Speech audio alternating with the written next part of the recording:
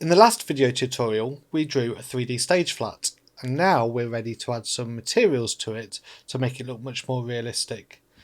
And at the moment you can see my canvas and stage flat are blue, and the reason why they take on that colour is because they are in blue on my layers. And you can see that if, for example, I change the colour of my canvas to, let's say, green, that object now takes on that colour from that layer.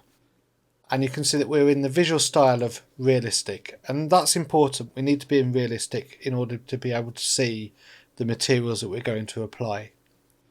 In order to apply the materials, we need to go to the Visualize tab, and in the Materials panel you can see that we have a Materials browser.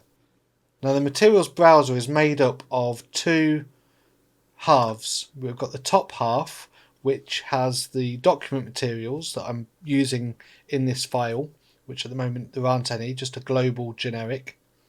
And at the bottom here we have our Autodesk library of all the different materials that AutoCAD comes with. And there are loads.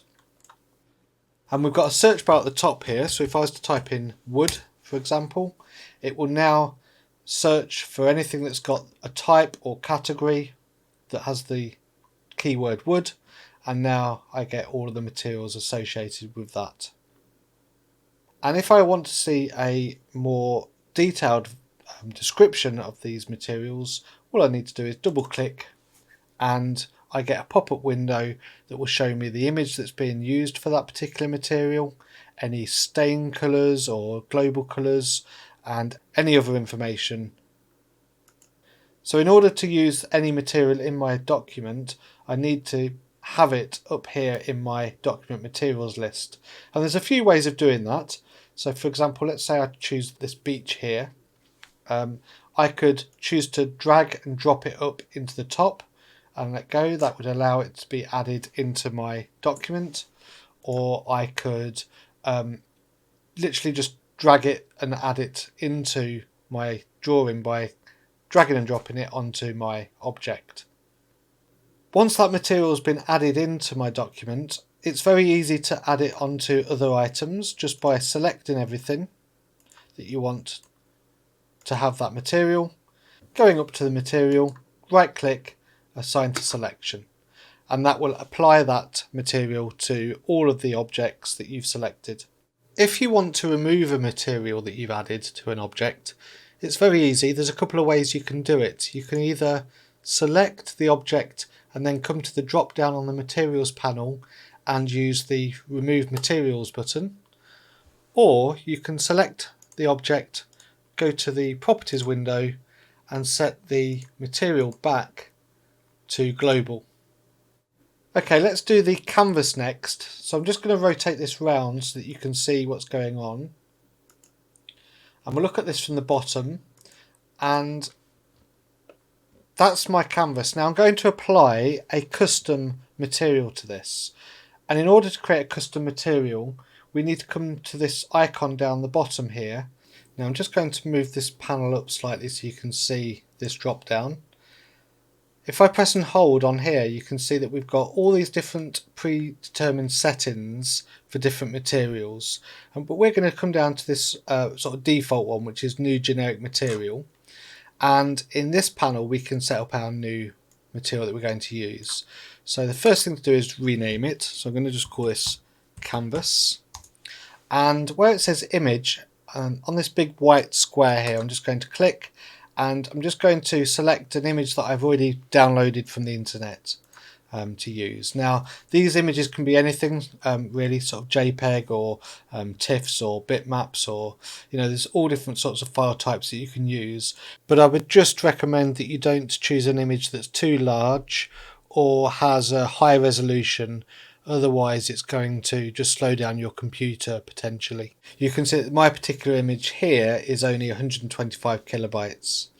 Okay, so I'm going to select open, and that will load in this image ready to be used. Okay, I'm just going to close this down for a second, and I'm just going to apply this material to my canvas by dragging and dropping. And you can see that that has now gone on. However, it is tiled because it's quite a small image, and of course my flat is 6 meters tall. So I need to stretch the image across my canvas. So I'm just going to double click back on my new generic material to open up this window one more time. And just at the side here, I'm just going to click this drop down and I'm just going to go to edit. And in this panel, I get a few more options. And you can see that down at the bottom here, I can change the scale. Now at the moment they're linked so that the aspect ratio remains with my image, but I actually want to skew this slightly. So I'm just going to uncheck the aspect ratio link, and I'm going to type in here the size that I want my image to be. So I want my width to be 2000 millimeters. I'm going to type mm there so that AutoCAD knows that I mean millimeters for my image, and then for my height I want that to be 6000 millimeters. And once I press that, you can now see that my image has been stretched across the canvas. Now that might be something that works for you, it might not, depending on what image you're using. Of course, if it's text or a picture of a person or an animal, it might look a bit weird when it's being stretched like that out of the aspect ratio. So you may need to think about how you're going to manipulate your images using Photoshop or similar software in order to get your image to look right in your model. Anyway, once that's done, I can now close down these windows, and you can see that I now have that material added to my flat.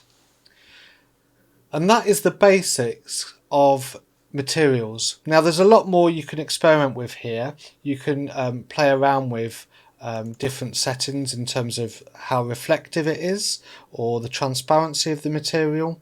You can actually have it to sort of self-illuminate so that it could emit light. So if you're creating sort of a light bulb or some kind of video screen or panel, you can play around with the settings to get it to actually illuminate when we come to use it in a render. You can play around with tints, many different options that I think are quite self-explanatory, but really worth playing around with to see what you can create. Just remember that some of these settings won't actually behave properly until you render the image, and that's exactly what we're going to do with this 3D stage flat in the next tutorial.